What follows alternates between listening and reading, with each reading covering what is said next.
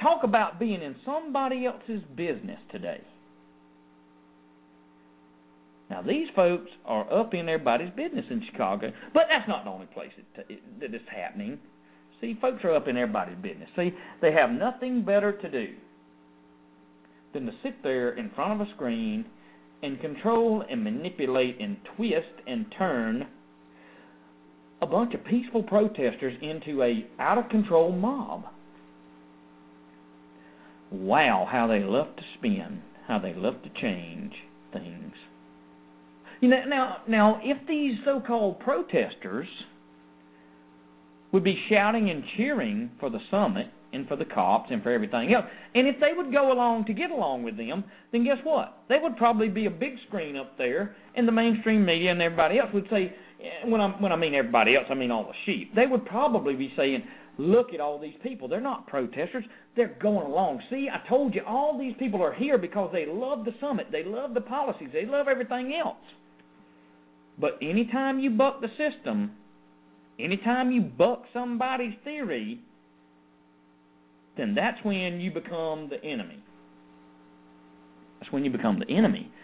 See, and these people are enemy number one to the summit people, to the police, and to all the agencies, because they are sorely afraid that someone just might make a difference.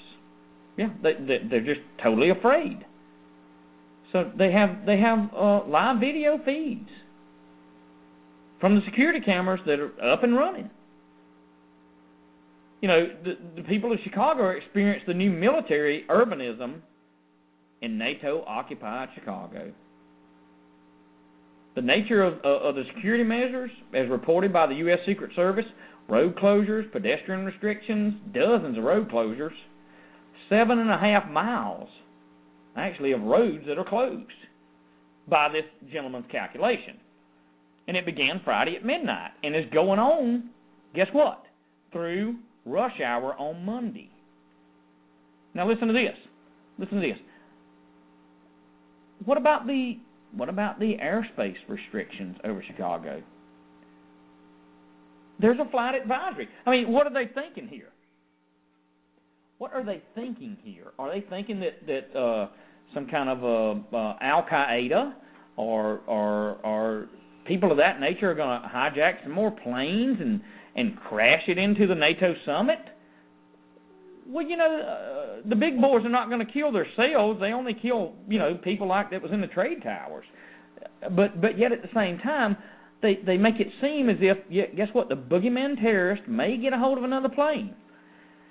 He may take it over with a box cutter. It may go through TSA. You know, one of the terrorists may just take his box cutter and get through, and he may fly the plane into the NATO summit. So we got to restrict airspace.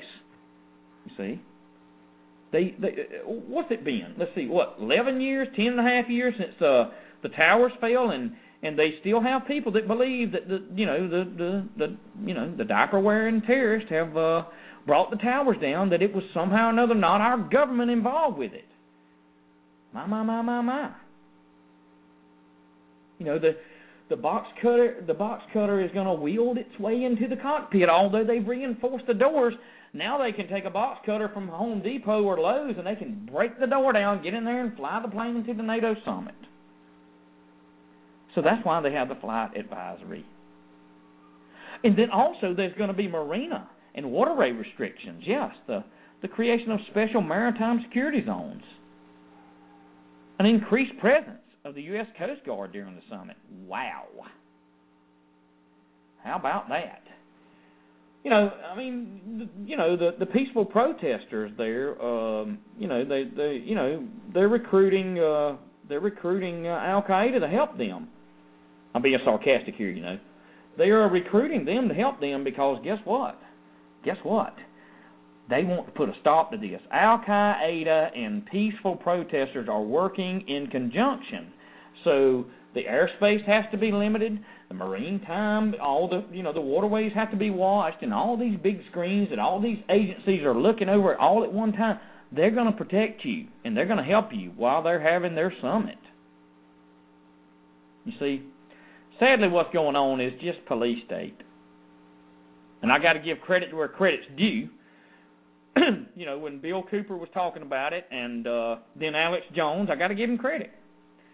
He nailed it years ago.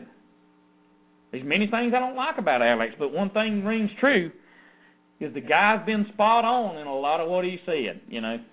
So I have to say the guy was dead on the money. And so it is. Credit goes to him, you know. Yeah, just like Wirez says, what about the drones? What about all this good stuff that's going on? What about ordinary life for the people in Chicago? What about it? A few further points are worth mentioning, the guy says. First, it's astounding, but sadly not surprising, the city of Chicago would deny protest permits or make protests so difficult in Chicago because inconveniences to traffic and ordinary business. Our Chicago lockdown belies any suggestion that the city cares about such inconveniences, while Mayor Rahm Emanuel has bent backwards for Nato. See, that's why, to me, that's why I believe he left his place at the White House and he became mayor, but because they put him in, nothing to do with votes, in order to do this. See, Rahm Emanuel, the Jew, could care less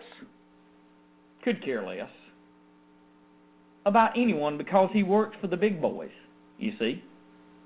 He hates guns. He hates freedom of speech. He hates the Constitution, which is already dead. He don't have to hate it anymore because he's already been part of the destruction of it.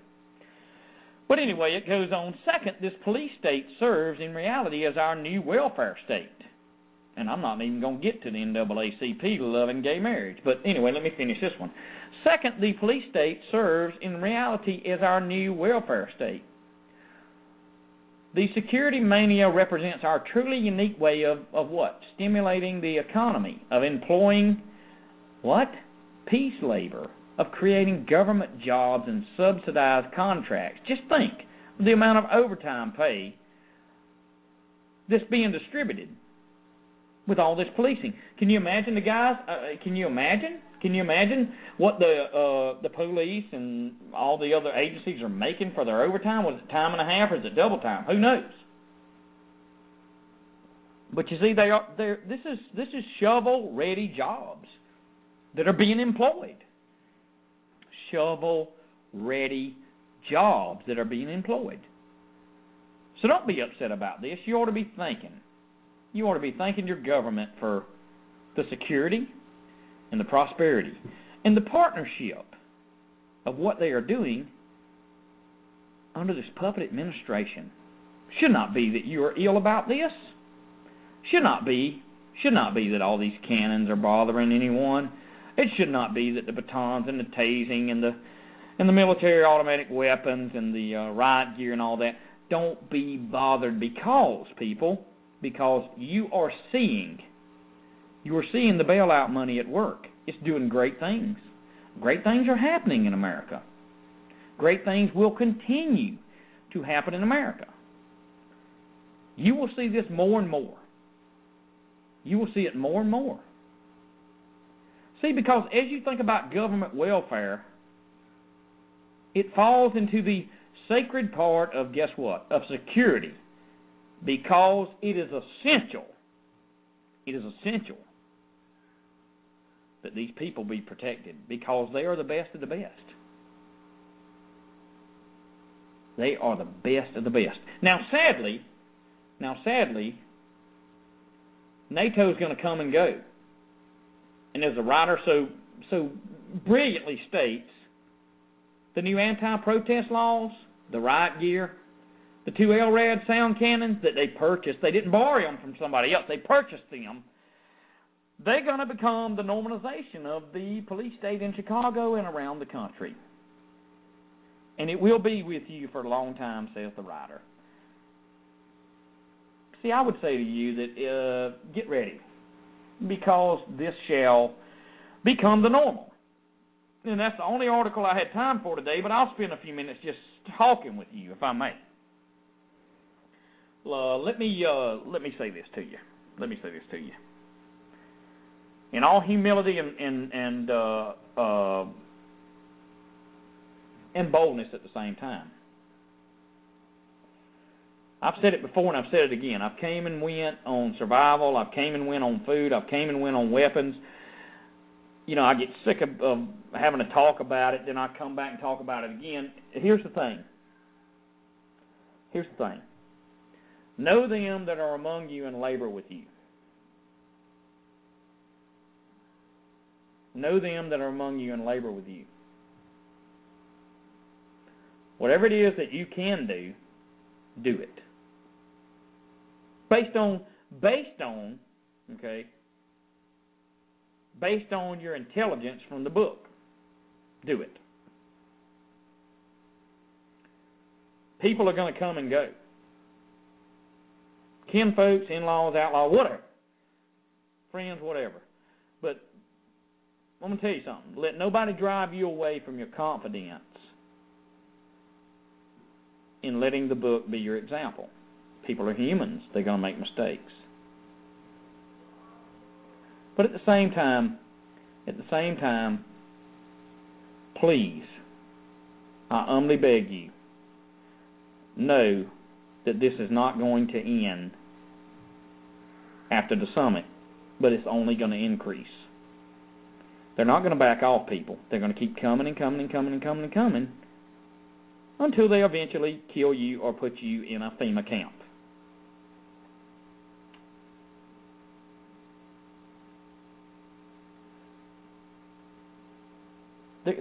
They're going to do it.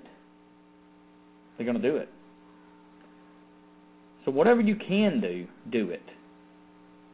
Yeah, Mark's talking about, yeah, absolutely. There are many people, many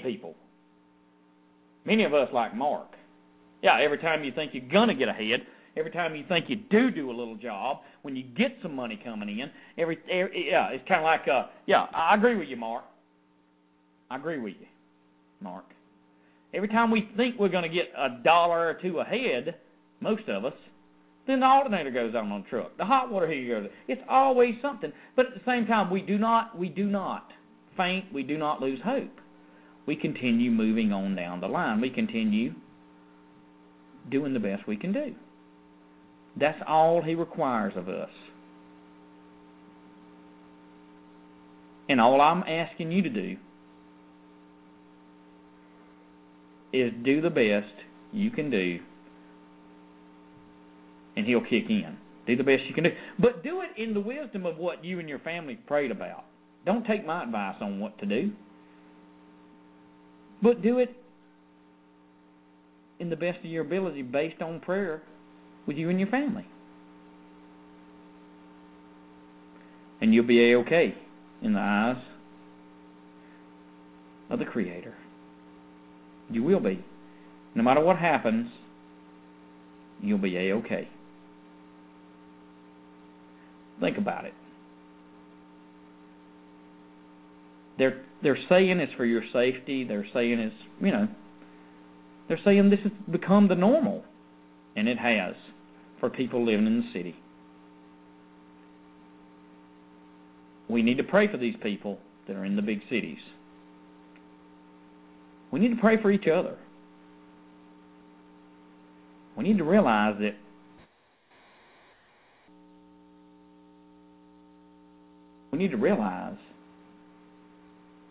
absolutely that guess what?